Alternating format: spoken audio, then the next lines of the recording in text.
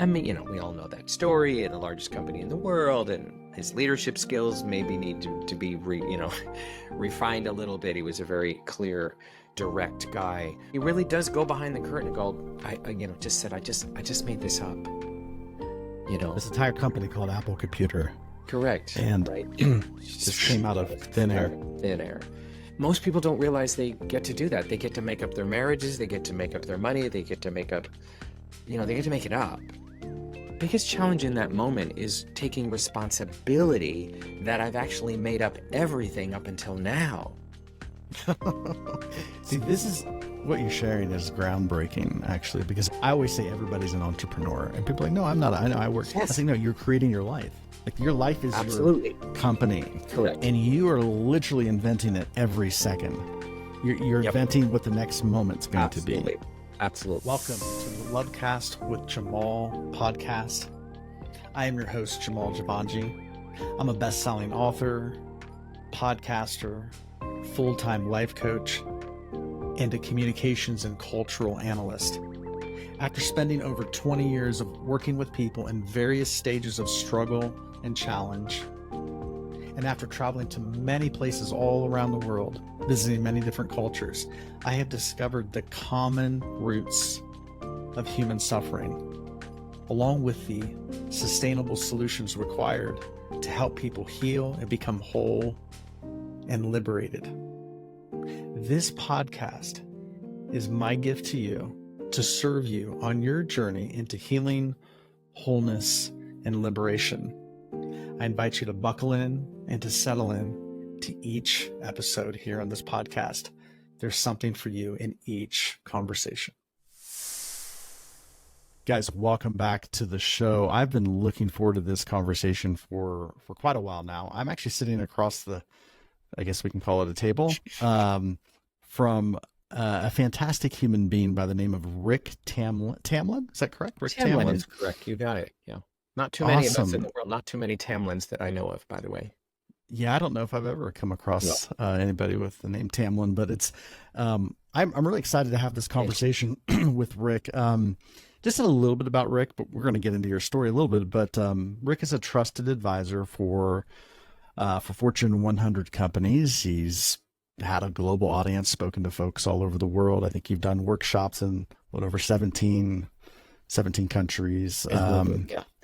Rick is a master's certified coach, recognized by the ICF, or the International Coaching Federation, and just an overall thought leader, and has very interesting takes and has a lot of life experience, and really has been of service to just people, churches, nonprofits, entrepreneurs, especially all over the world. And I feel very privileged, Rick, that you would take the time to be on my show, to speak to our audience. And guys, if you're listening to this, get your, I don't know if people still use pen and paper, get your notepad out, get your phones out, be prepared to take down nuggets, because I'm pretty confident there is going to be something very specific to you and to your situation from our conversation. But Rick, all that said, thank you so much for being here on the show. Welcome. Well, thank you, Jamal, for having me. I just noticed, by the way, I have glasses on order.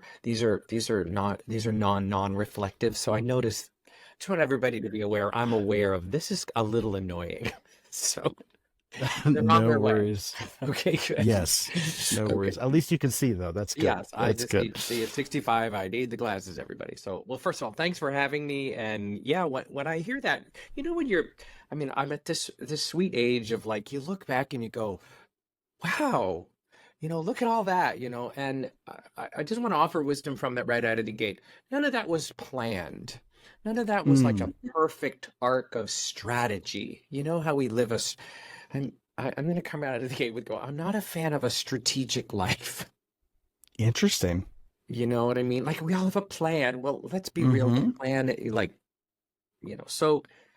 so you'll hear more of my philosophy if you can kind of open up that aperture if you want, Jamal, to hear me talk about bigger game and all that. But the best laid plans, there's intentions, and then the rest of it is a dance. The rest of it is showing up. The rest of it is responding to quote unquote needed or what's wanted. And that's, I think, the leadership lesson right out of the gate. What's wanted or needed that I'm here to bring, and I'm going to get a little philosophical, maybe even spiritual, that I'm here to bring during this time while I'm on this planet.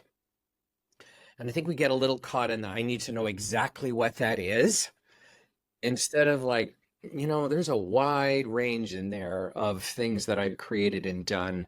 Because people ask me what I do, and I can barely answer. I go, I do a lot of different things. I support, I grow, I coach, I teach, I train. I wrote a book. So I our world love is that. very nichey. Our world gets very nichey, and I'm not a fan of the niche. So I know we come out of the life coaching industry, Jamal, together, and everybody's like, what's my niche? And I go, my niche is humans. See, this is so refreshing to hear you say that. I love it because people ask that a lot. What's your niche? Even in the coaching, when you're talking to the coaches, what's your specific niche? I'm like, I don't know. Does life have a niche? I mean, it's a pretty broad, and I get it. I understand that, I do too. question. I do too. But I love what you're saying here, that you didn't set out to go, okay, I'm going to speak in 17 countries and have a global audience and work with Fortune 100 companies. I mean, you didn't script this, is what I'm hearing you say. Correct. And I didn't even know I was going to be asked to do it. I mean, it's one of those, here's the way to think about it. It's like I'd like to think, let's play with a niche word for a second. There's people niche, there's the client niche, but I'm a fan of the message niche. What's your message? What's your primary philosophy that has people go, I want to be around that philosophy, and oh, by the way, there's the service they provide. So, little, maybe a commercial, but bigger game as a philosophy. That's what got me into IBM. That's what got me into all these companies. The philosophy that I brought in, because they said, I like the way he thinks. We like the way he makes us think. Right? Because the last thing they needed is another strategist, right? So good. I'm not a strategist. So good. I mean, I can offer you a strategy. Yeah, show up more, do this, go on a podcast, right. You know what I mean? But that's the easiest part. But what am I was just going to say that. Right, that's the easy part. I mean, there's the tech. God bless you for doing this. I mean, right, the tech behind this is a miracle. Let's be real. Totally. Yeah. But I was going to say the strategy really is the easy part, but it's where everyone focuses. It's where everyone wants to go, because it's right. I don't know. It's kind of quote unquote sexy in the sense that we can put our hands on it and quantify it. Yeah. But it's actually a byproduct of something much deeper. Absolutely. Which is sort of my philosophical language is, what's your bigger game? Yeah. And you wrote a book. Yeah, I did write a book about it. You wrote a book, and it's called, and he's holding up the book there. It's Play Your Bigger Game by Rick Tamlyn. So people can get that. Amazon. It's a Hay House book. I feel very honored to be. I don't know if anybody knows the Hay House world. I felt very honored. I am very familiar with Hay House, and I absolutely a fantastic publishing company. So awesome, fantastic. Play your bigger game. Yeah. Awesome. Yeah. Awesome. Okay, so we're gonna have we're gonna get into so many good things here. Okay. But I'm curious, and I like to do this when guests come on the show here, but I'd love to hear a little bit about, because I know you said this was not a strategy. You did not script this life that you've lived and have been living. Where did it begin for you? What was it like for young Rick as a child? Tell me just give us a snapshot of what it was like for you. Where did you grow up? What was it like for you as a child? Okay, well, first of all, I'm a fan of the light story, meaning, and then there's the shadow story. We all have both.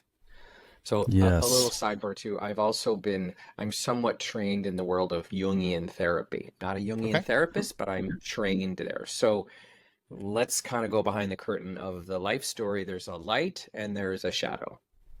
Right. So without getting too much into the shadow, born in northern New Jersey in the 50s and 60s, classic, maybe there were more liquor stores in the town than anything else. Right. And that I arrived at 65 years old is a miracle. We laid in the sun too much at the Jersey Shore. We didn't do sunscreen. We didn't have seat belts. There was too much drinking and smoking in the house. That this body has survived is a miracle. So so And there's you that. look great. Well, thanks. I'm doing everything. I work out every single day. Yeah, sidebar moment. Please, everybody, if you don't do anything in your life, please take care of this remarkable tool called your body. Yes. Just be gentle with it and love it and work it out and don't eat too much sugar. And I'm not a nutritionist, but oh my God, we're doing so much damage to our bodies. Thank you for saying that. So true. I mean, it's just a thing. This is like I mean, you know the term, it's a temple. So I'm doing everything I can in that territory. So yeah, Northern Jersey, but to fast forward it, I was an actor. I was pulled into the late in the game, not like in high school or anything, but I bumped into it in college. And here's what I think happened. I was a marketing director for a summer stock theater company. And I was watching these people on stage and I had to write about them and talk about them and interview them. But I went, they're having way more fun than me. And what they were doing, and this is the part I realized, wow, this is the thing that matters to me. They were creating emotions in a room. They were creating emotions. Interesting. I love moving people because people won't move until you move them.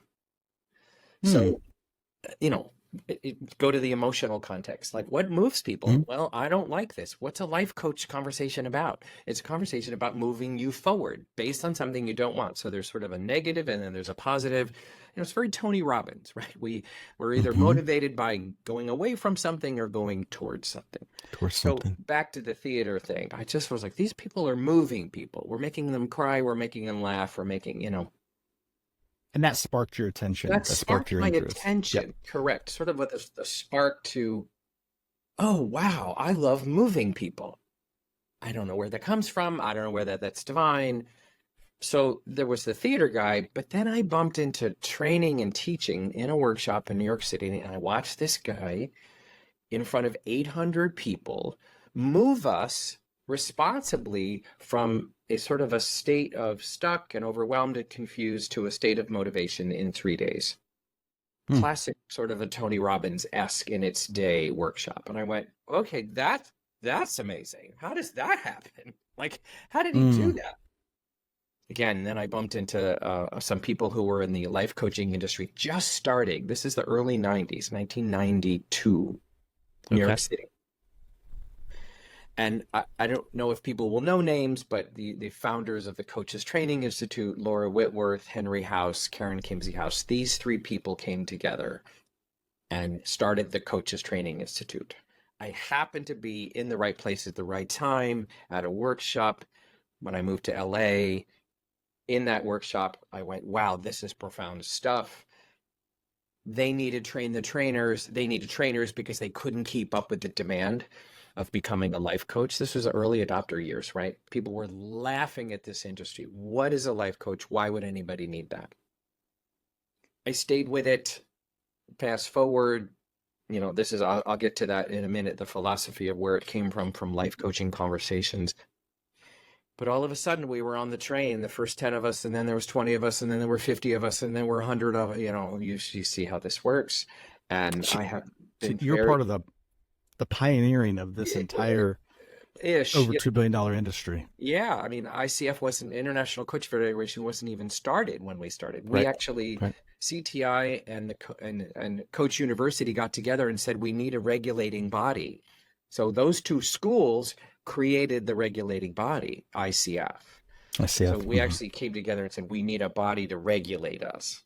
So I don't want to get into too much of the history, but that's kind of how it unfolded. A classic unfolding story of what's needed next, an unfolding story versus a strategic, perfectly planned story.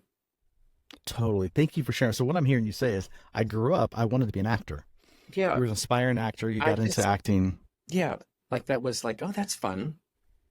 Yeah. What was your family? That was like crazy. Like, what are you doing? You Totally. make a living, that's the classic. You won't make a living at this, that whole game. Oh, absolutely. Anything in the arts, right? It's like, how's Hmm. that going to pay the I bills? know. Um, Yeah. what was, did you have siblings? What was it like Yeah. growing up in your household? Yeah. I had two brothers. I'm the youngest. Um, it was a lovely, good enough upbringing.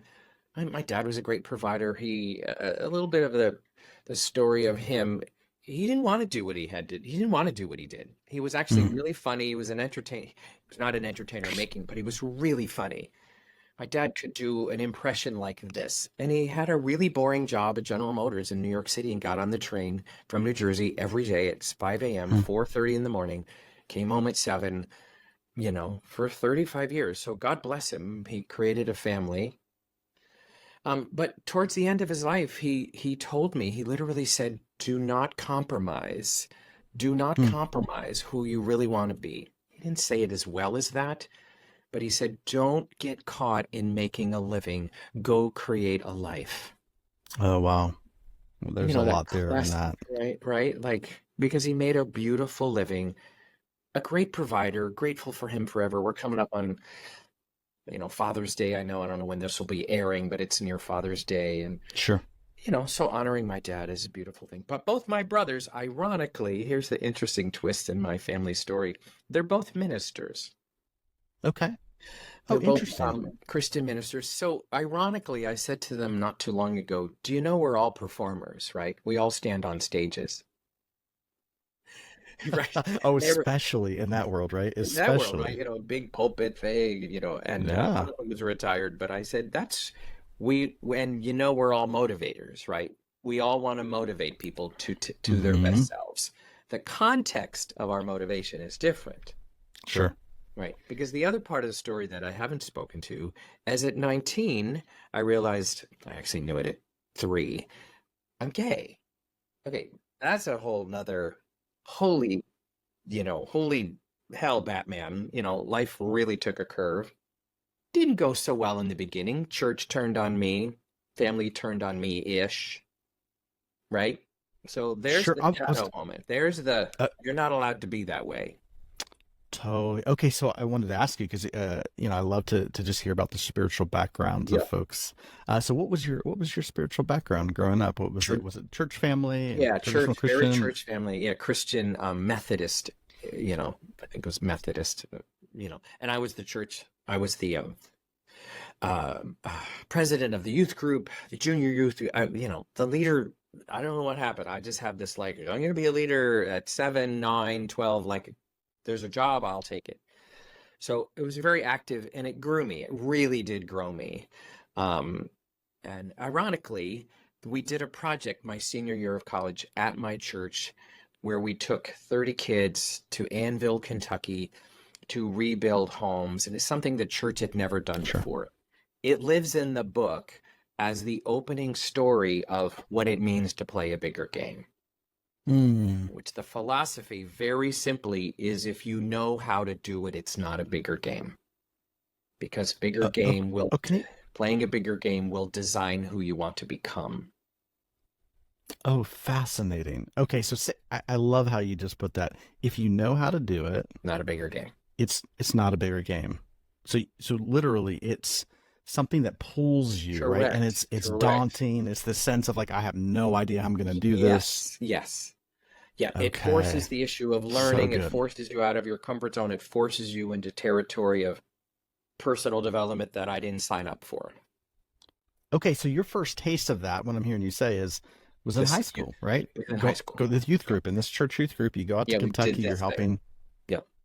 build Yeah, I literally homes, went to the and minister and said, we need a huge project this year because bowling is boring to me and doing covered dish suppers and doing a spaghetti dinner is boring as crap for me. I literally said it to him and he goes, okay, well, what do you got? I said, well, we need to do something really big that blows this whole thing up. And it became a service. huge, yeah, it was a service oriented thing. It became a hugely successful event. Oh my God. I mean, this is like 1976, by the way. You got to put this into context. So raising money for this, getting kids on planes, buying plane tickets. I mean, back then Yeah, it's a massive deal. it was a massive Yeah. deal. you know.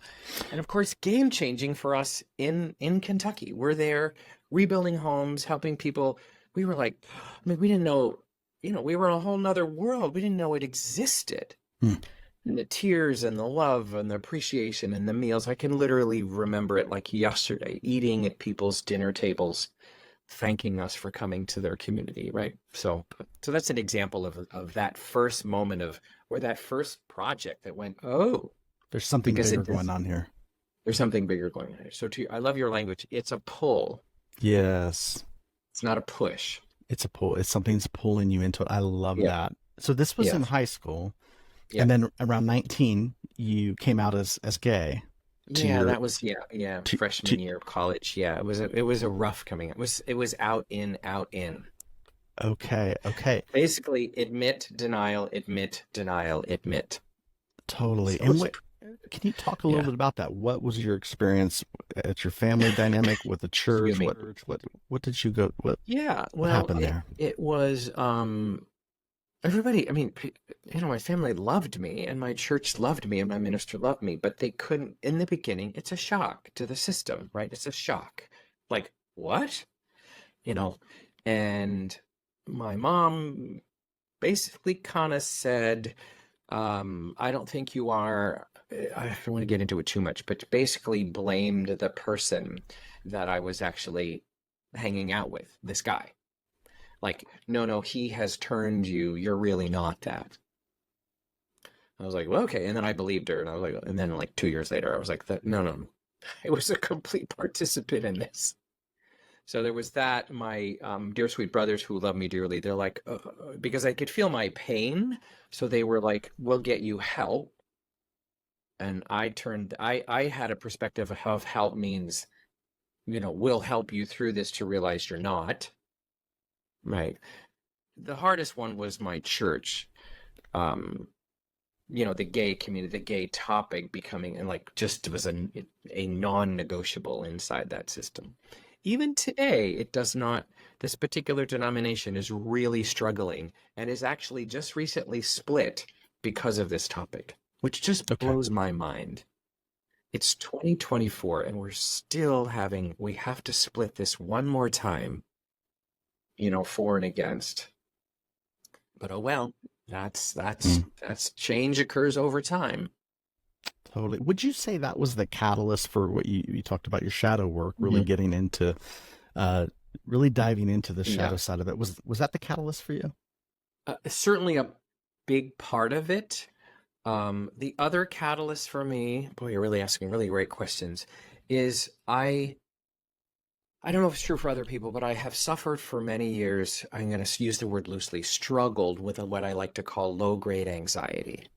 What? A very low-grade, something bad is going to happen to me. Totally understand that. Right? I think many people have this. I can function just fine. Sure. And my brother at one point called me, my oldest brother, who's very dear to me. They both are. And he said, do you suffer from that? He said, I suffer from, I have this thing. And I go, oh my God, me too. And we had this really intimate moment. He goes, well, I've been working with this Jungian therapist for 5 years. So I've been working with this Jungian therapist. He's really not a therapist to me. Now he's a mentor. And I talk to him, twice a month and have for 8 years. And I will be talking to him until he's no longer doing the work. Because it handles that, I get too therapeutic here, but there's a complex. A complex is the concept of the construct of my life, my parents, the world, gay, living through AIDS, almost died. Like this whole thing creates this fear-based inner voice that circumstantially shouldn't be there. I'm fine. I live in a house. I have a partner. I've been married for 32 years. Money's good. Circumstantially should not be there. It does not matter. And you get it. I totally appreciate what you're saying here. And I have a friend that was talking about, we there's a lot of words we can throw out. We can throw out ego. We can throw out construct, your perception of yourself. Yes. But my understanding is that this perception that you're talking about it's the accumulation over time of beliefs or thoughts, of identifications, and it forms a character.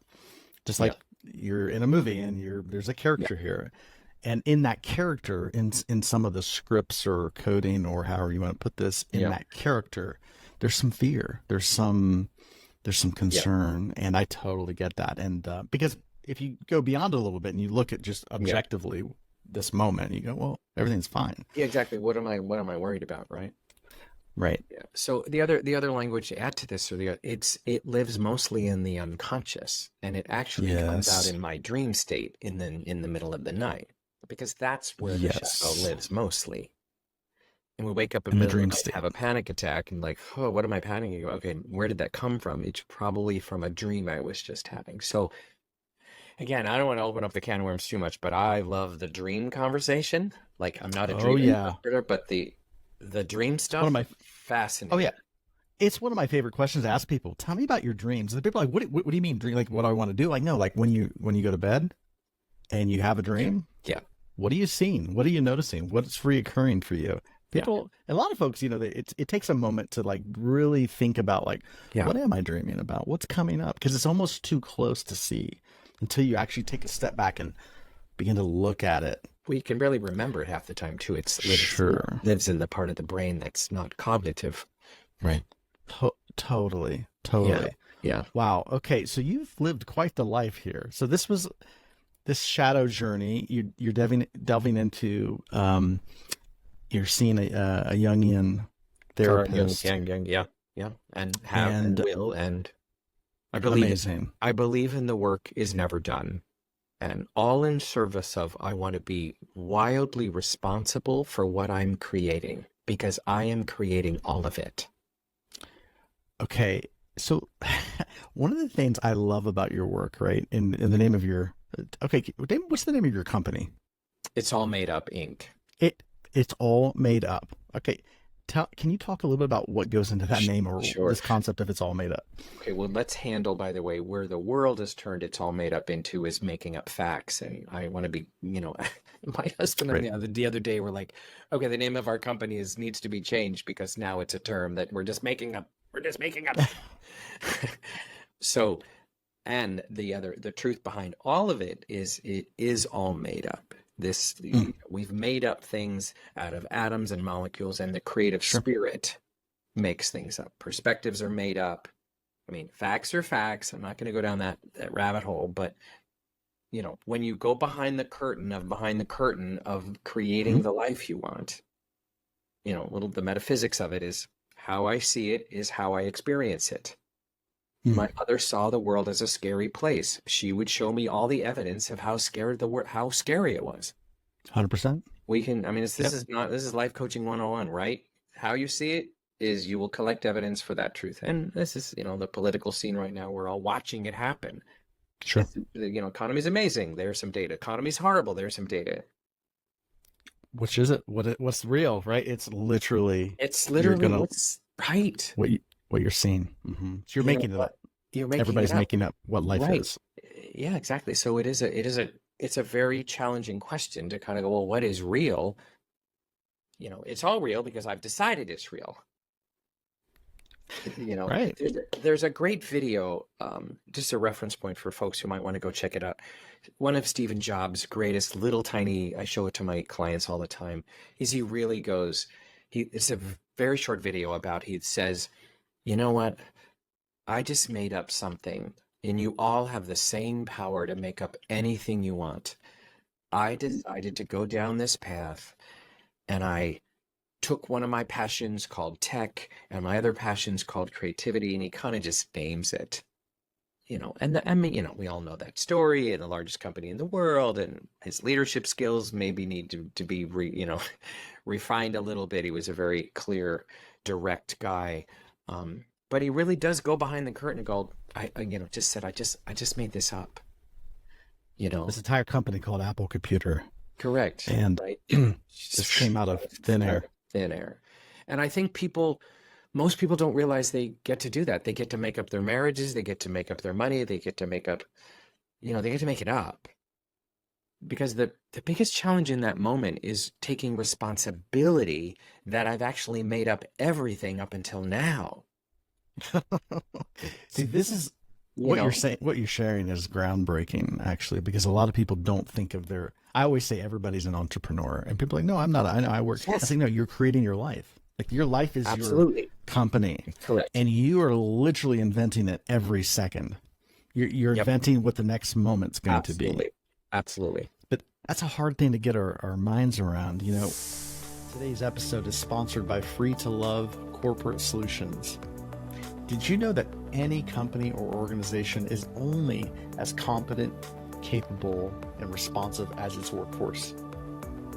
And did you also know that, nationally speaking, it's been estimated that stress costs companies up to $150 billion, B with a billion, $150 billion in lost productivity every single year?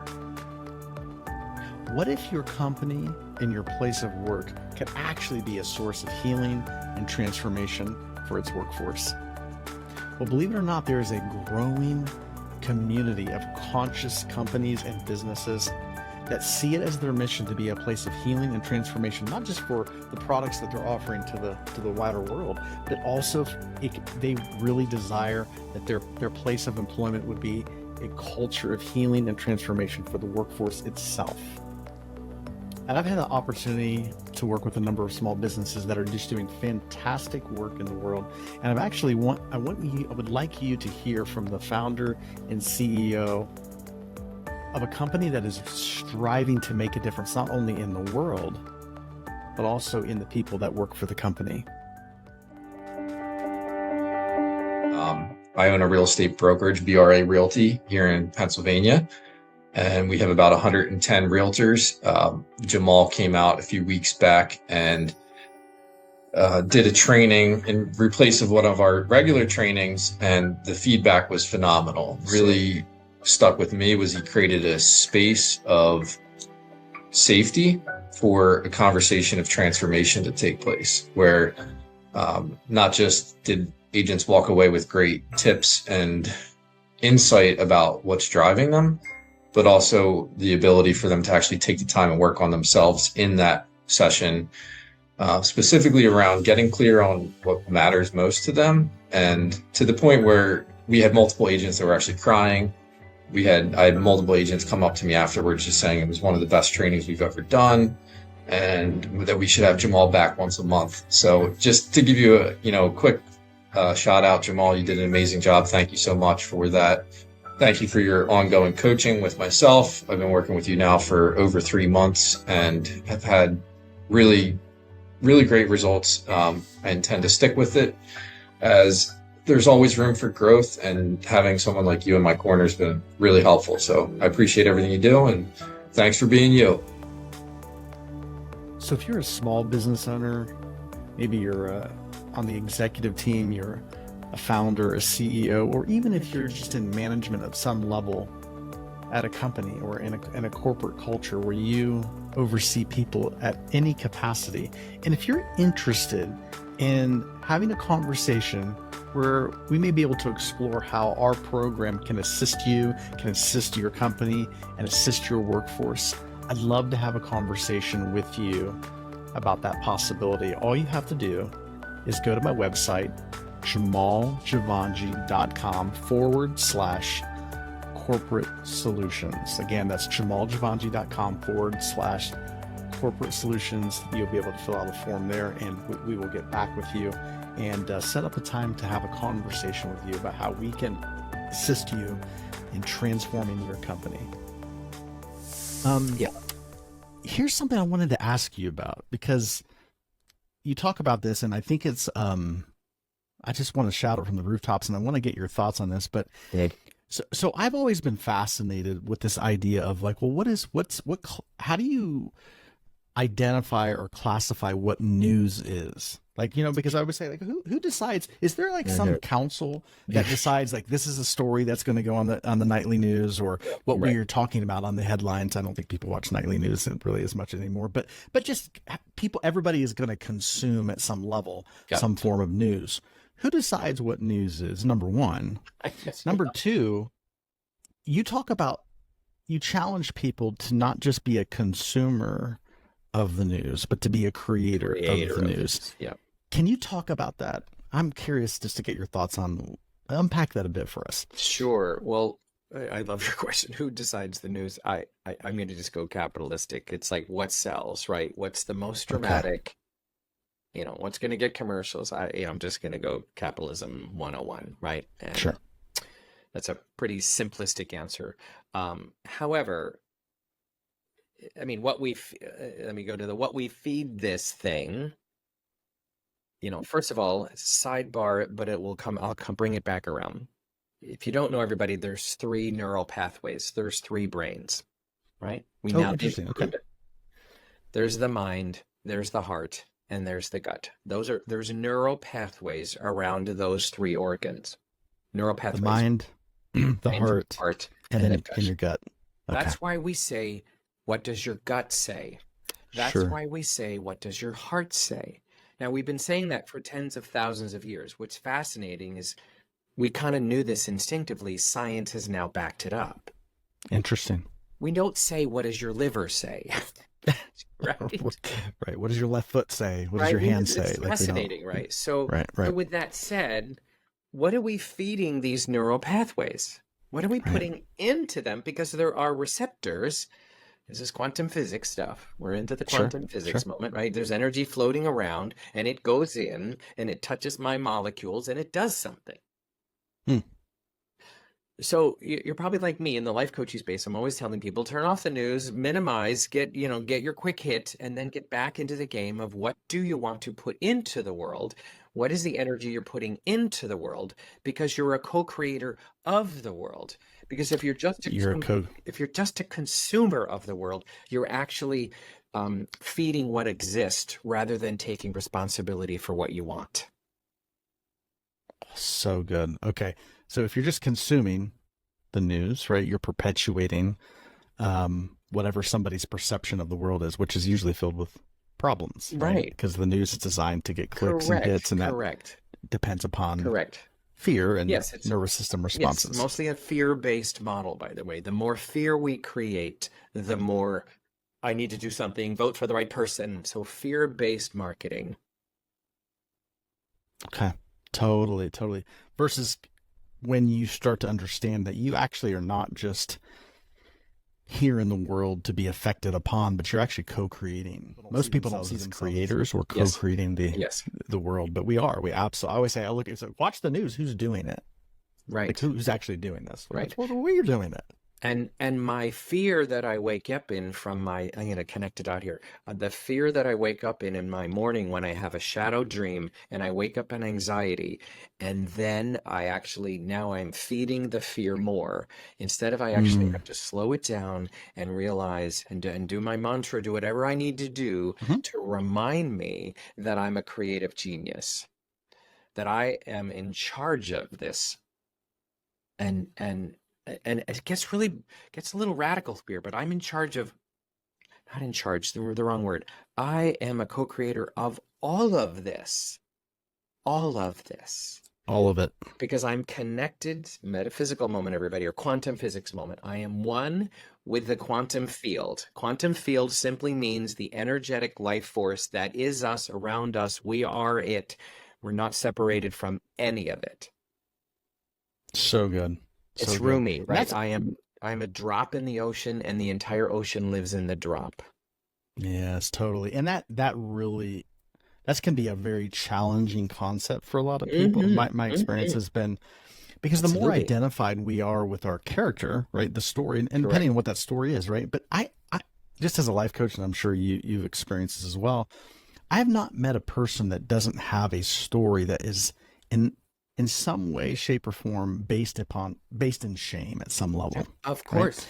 Of course. And when we have identified at some level, whether it's, and most of it's unconscious, with this idea of there's something lacking in me, there's something not quite enough in me, there's something shame-based, then when somebody suggests to you, like, no, actually, you're the one, like, you're creating this entire thing that you call life. Yes. The cosmos, whatever you want to say, you're actually perpetuating it. Yeah. That's a hard one to swallow, right? Because it's like, wow, it can seem very like almost egoic, like, oh, you just think too much of yourself, but it's not a thought.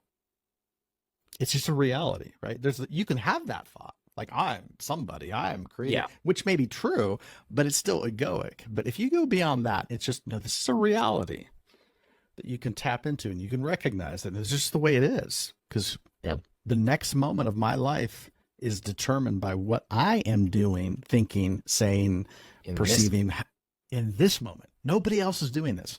Not even God, right? We can say, okay, you're doing this in this moment. Well, now when we can get into like what is the source and the divine and all of that. I mean, it's all other. Very simply, just to bring that up, we are the source. We are one with all of it, right? There's nothing outside of me that's, there's no puppet strings. There's no, right?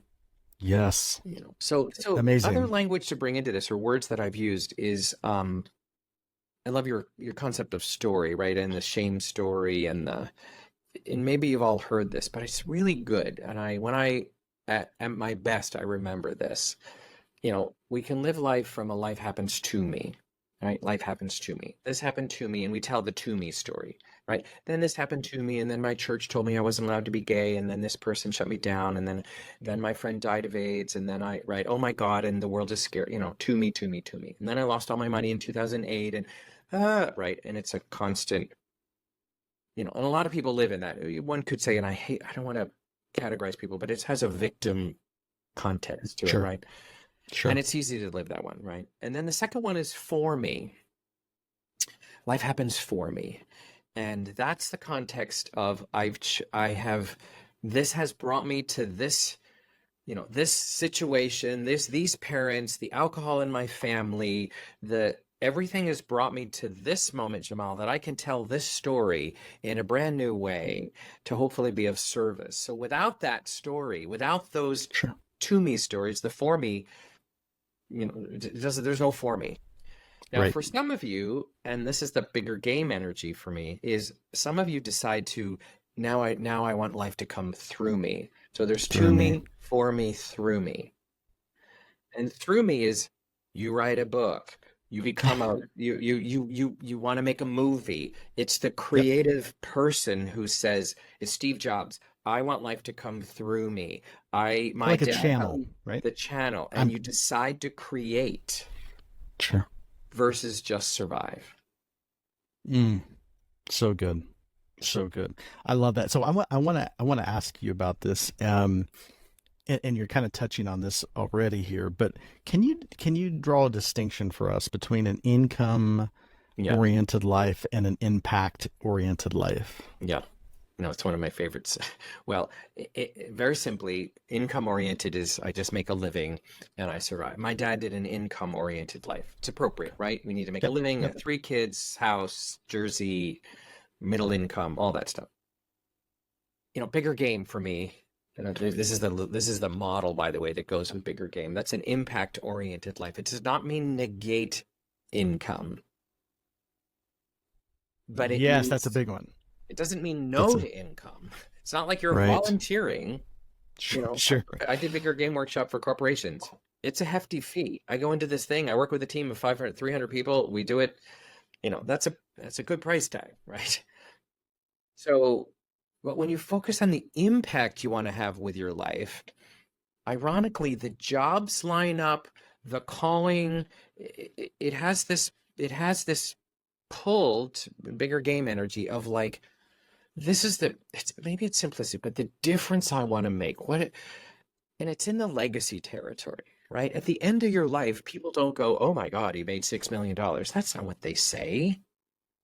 I mean, it's sort of obvious. This is not new news, but when you focus on the impact you want to have with your life, all of a sudden, and again, this is the metaphysical part. You get interesting different jobs that sort of align with that make you feel on purpose.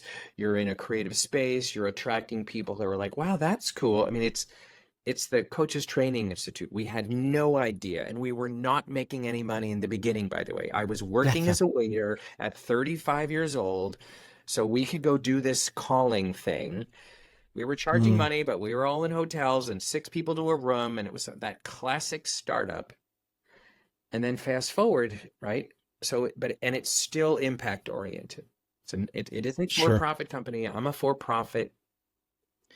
But on I'm going to use the bigger game board. Sure. There's this quality that I have to step out of my comfort zone. I'm hungry to make a difference. What am I here for? Compelling purpose. Gulp is this moment of like, oh, I don't know if it's gonna work, right? Right? It's that quality, and then you need to get help, right? So, let me connect this dot to bigger game into your question. So, as a life coach, after talking to hundreds and probably a couple thousand humans about their life, this model was birthed out of these conversations. And I want to give credit to the co-creator of this, Laura Whitworth, who has since passed. But these 9 elements kind of came together because clients who were sort of up to something bigger than they knew how to do rather than just a survival conversation were the ones who were taking better care of themselves, who were making more money, who had better relationships. Everything just went up because in our language, they were playing a bigger game.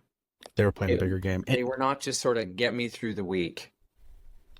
Right. We're not trying to survive the week. So when you say, okay, these folks, they're playing the bigger game, they're thriving, income's going up, health's going up, relationships going up, all these things, satisfaction. It's like this. Let's be real. It's just, we all want this, and then it's like the market, right? No, it's, it's a jagged line. But it's line.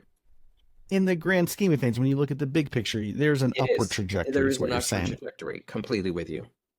And there's 9, you're saying there are 9 components. Yeah, elements, components, correct. And it's a tic-tac-toe board. So in the workshop, by the way, this is a giant game board we put on the floor, and I've done it for 10 people and I've done it for 5,000 people. So good. And they talk about and you unpack these 9 concepts in these. And they talk about them and what am I hungry for and what's a bold action I need to take. Very simple model. That's why I know I'm showing all my stuff, but the editor that helped me get this together said, 9 minutes to learn, a lifetime to live. 9 minutes, 9 elements. Concepts are so simple. Simple. Can you talk about those 9 elements really quick? What are those 9 elements? Sure. First of all, tic-tac-toe board, you can start anywhere, but I'll start with hunger. Hunger is that essence of, it's not just what you want. It's that, what am I? It's deep. It's like, this must be while I'm on the planet. Most people don't have these conversations. What are you hungry for? What's the thing that you're passionate about? What's the thing that keeps you up at night? What are you thinking about? Right. Yes, exactly. Gotcha. Right. Okay. Hunger is first one. Hunger. And it does feed an answer. Sometimes, excuse me for the cough, a compelling purpose. Like it does have that sentence many times. Well, here's what I'm about right now, right? Yeah. It's in the life purpose statement, but I'm not a fan of life purpose because my purposes change over my life. So what are you compelled by now, right? Right now. Yep. Love it. So hunger is the first one. Right. So hunger to compelling purpose, then we go down to gulp. Gulp is that, we made up this term, Laura and I. It's that moment of like, holy hell, Batman, I don't know if we can pull this off. And there's this, and it literally is this. It's this. It's like, it's the state of, I don't know if I can, but I must, happening at the same time. Yes. Oh, so good. Right. I don't know if I can, but I have to. And this is like a gulp, right? It's like, swallow. It's just like, yep. Pit in the stomach. How's this going to work? Right. There's anxiety, which is it's creative anxiety. It's not debilitating anxiety, because, by the way, creativity isn't an anxiety.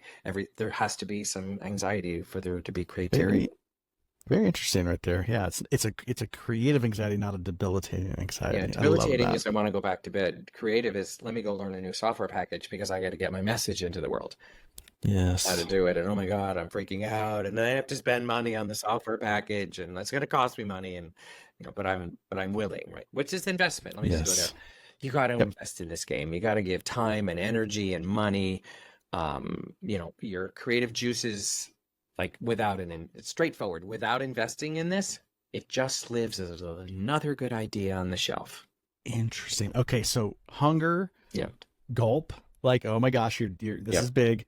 But now you have to invest. Yeah. Otherwise, it stays at the theoretical stage. It stays it's sort of the dreaming stage. I wish, I hope. I mean, Jamal, here you are doing this podcast. You've been doing it for so many years. You have lived this model, right? You were committed to something. You wanted to get your message out there. You're going to learn software packages. You're going to figure this out. right? And here we are, Mm. right? Because you're up to Yes. something bigger, and let me just use the model as the example. Allies, you needed help. There's the people come in and help, the Allies. software people, all the stuff. Now, the allies one, by the way, I love making this distinction. I like to think of life as your ally. Like everything that has happened to you has been an ally to where you are now. Yeah, fascinating. And the other thing about allies is that one of our greatest allies are the people who think we can't do it. Those are sometimes, right? How many of you are Right? motivated by this can't happen? Right? Classic. I come out Right. of Hollywood. I come out of the arts. How many movies that'll never sell? Nobody will watch that. I mean, people are like, watch me. Watch me. Yeah. Right. Sustainability, you must take care of yourself. There's two parts to this. Take care of yourself. You cannot burn out. Mhm. This is where the life coachy stuff comes in. Are you working Yep. out? Are you taking care of yourself? Or is it mostly fun? And the other part of sustainability is designing the game that it could go on without you if it wanted to. That's the legacy conversation. Great Yes. example of this is Mothers Against Drunk Driving. Mad. We don't know the founders' names anymore, but the chapters go on. Yep. Totally. Right. Totally. I love So it. it's just thinking Sustainability. like that. Assess, very simple. How's it going? Is it working? Am I having fun? Do I need to pivot? Do I need to change? Do I need to, Mm. right? Mm-hmm. Comfort zones, we've all heard the term overused. However, it's gonna pull me out of, it's just gonna pull me out of all my stuff and my doing and my being. It's gonna ask me to take care of myself like never before. It's gonna ask me to ask for money like I've never before done. It's gonna ask me to make up a new workshop. It's gonna force me, because if I'm really compelled, we're gonna do stuff we've never done before, which just So simply leads to bold action. And there's no yeah. order to So this, right? right, but the comfort zone is like meeting your edge, right? Making Yeah, like right. you don't grow without meeting that edge. Exactly, exactly. This is why organizations loved this, because it was a profound conversation for them to have them think bigger and think different, rather than, and here's what I said to them when they hire me. I go, a bigger game is not doubling your profits next quarter. That's not a bigger game. It's not a bigger game. What's the bigger game that perhaps might double your profits? What are you Sure. really up to? So Or I like to put it, what are you willing to go broke for? yes, it's the same It's the same, territory. right? It's the same idea. Like, what's the thing that you would spend all your money doing? Going, at least it's all out in the field, Yeah. and yeah, Yeah, it's all so on. good. I mean, I love that you use the word field. It's like this is like a field. This is like a playground, right? It's like it's on the Yes. field. And an example for me to let you all know, I did an event many years ago. I love being on a stage, and I invited all kinds of people. I had Elizabeth Gilbert, Eat, Pray, Love woman on the Hmm. stage, hire her to come in. And I'll be really transparent. I thought, oh my God, this is going to be successful. I'll make good money. We lost $35,000 for the very first one. Like, it was a classic case of, um, oh my gosh, this didn't work. But here's the cool thing. It trained me. It taught me. I had to go get help for the next one.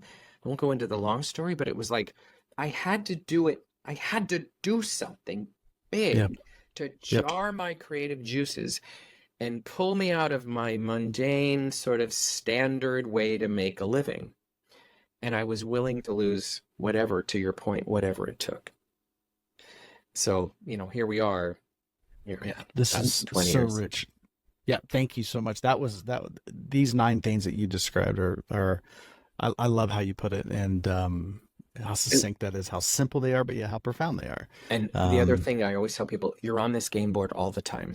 You're hungry always for on it. something to be different. You need to leave a comfort zone. You need to take better care of yourself. You need to take a bold, like, you're never not on this. Never, You're ever, never not ever, on ever, this. ever. What a Consciously great way or, to and it's conscious or pinpoint where unconscious. you are in it. Totally, 100%. I really, really, really love that. Thank you for sharing that. I wanted to ask you this. Why would you say, and a lot of folks who are listening to this show, and a good number of them are entrepreneurs and Yeah. people who are building companies and businesses. Why would you say, why do entrepreneurs fail in your experience? I know, it's such a great question. I don't think they stay with it long enough. Okay. I don't think they hire good mentors.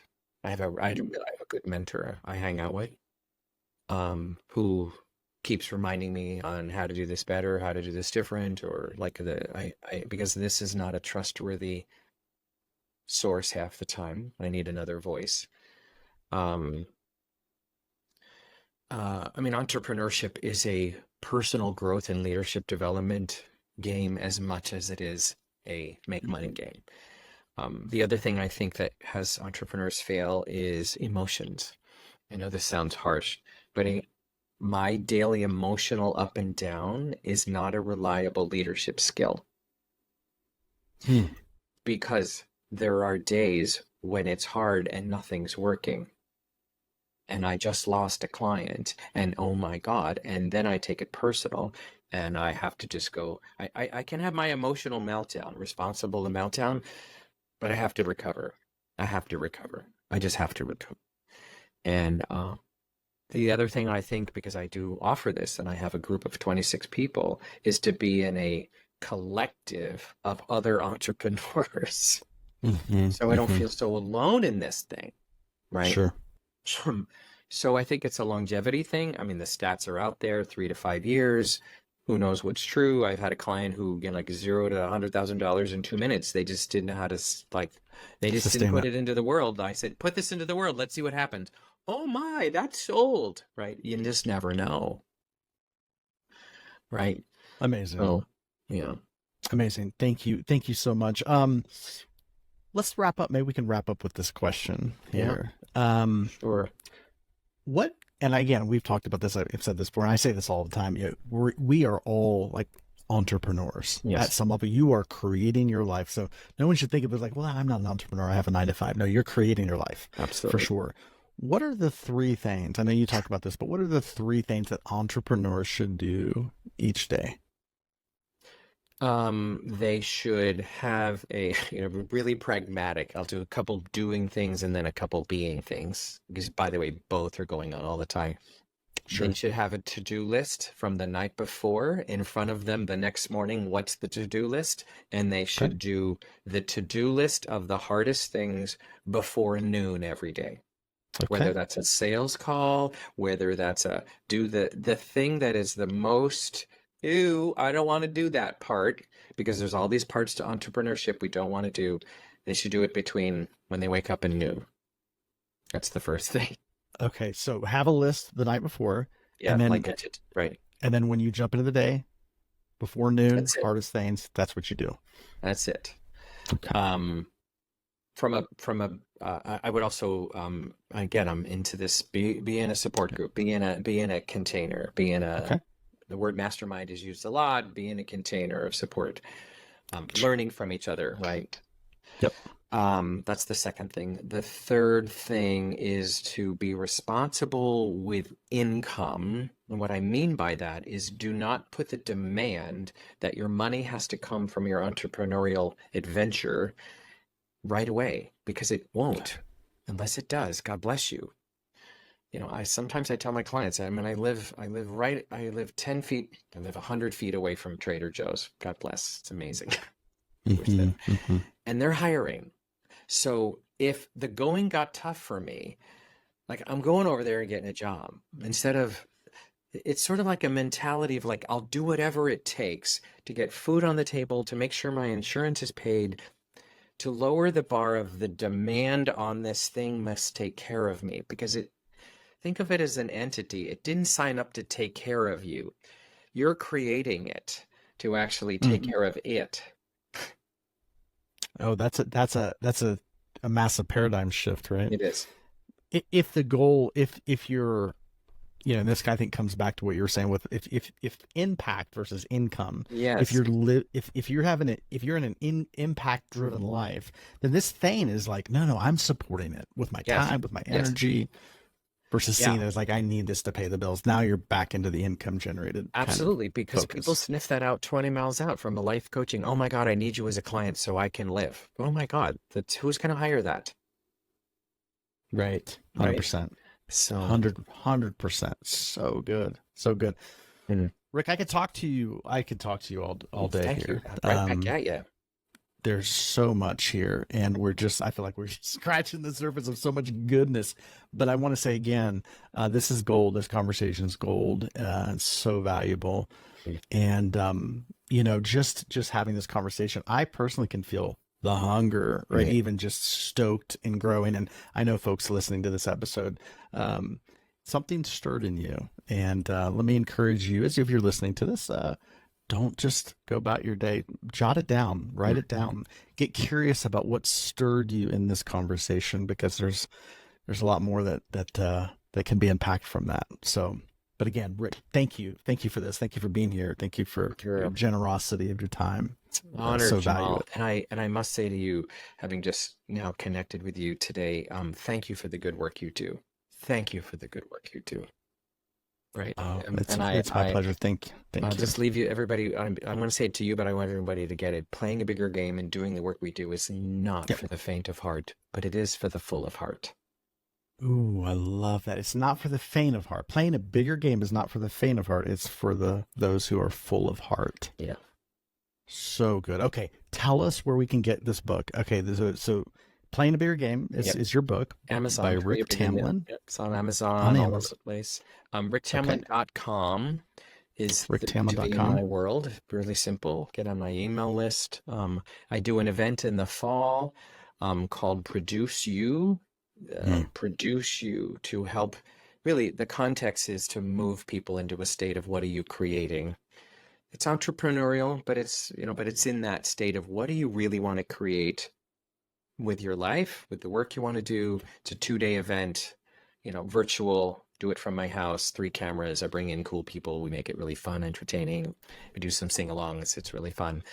But that's an event that happens in October. I'm not going to give the details here. It's ricktamlyn.com, and you can get on my email list, and we do all kinds of, promotions to that Fantastic. If anybody wants that. So it's called Produce You. Is that correct? Yeah. In ProduceYouEvent.com. Produce You Event. YOU. ProduceYouEvent.com is the website. And people can get that information, get on your mailing list at your website, ricktamlyn.com. That's TAMLYN.com. All that information will be in the show notes as well. Perfect. So, Rick, thank you. Thank you.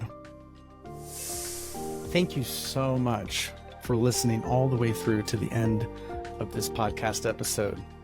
When you show up and you receive the gift that was for you in this episode, it not only benefits you, it benefits all those that you love and the wider world around us. This work that you're doing, the hunger that you have, it's so important, and I commend you for tuning in and being open. If this podcast has been a blessing to you, then I would ask that you do something to give back to this episode, to give back to this podcast.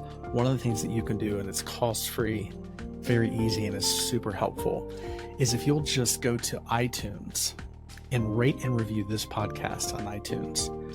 Also, if you'll go to Spotify, if you listen on Spotify, go to Spotify and rate and review this podcast on Spotify. And if you're watching this on YouTube, please like the video. Please subscribe to the channel. It makes a huge difference in the algorithm, and it helps people find our show. Thank you again for being here. And until next time, take care.